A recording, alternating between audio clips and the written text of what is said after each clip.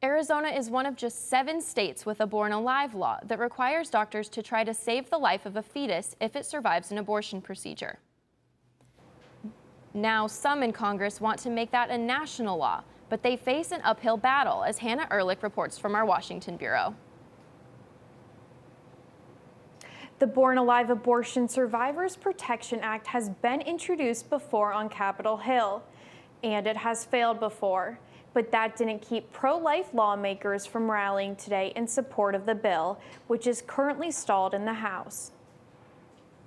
At a sometimes emotional 2-hour rally in the Capitol, advocates and lawmakers took turns sharing personal stories and talking about why the bill is needed. Many were like Arizona Congresswoman Debbie Lesko.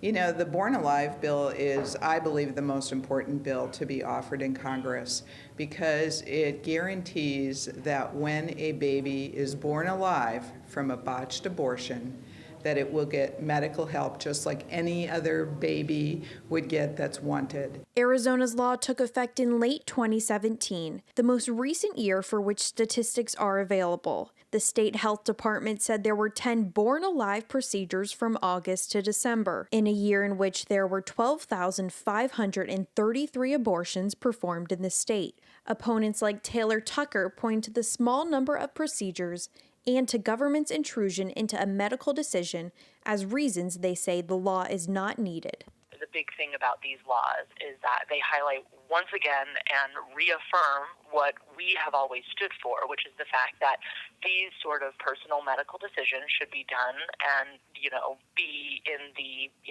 person that should have the most agency in that shouldn't be the government, but should be the patient, their provider, and their family and surrounding community.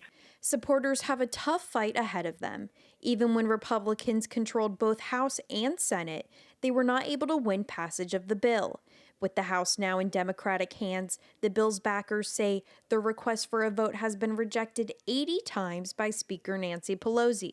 Well, I think it's really important for Arizona to know that our Democratic Speaker of the House refuses to put a bill on the floor that would protect a human being's life when they're born alive. Despite Pelosi's opposition, supporters say they are just 15 signatures shy of the 218 they need to force a vote on the bill.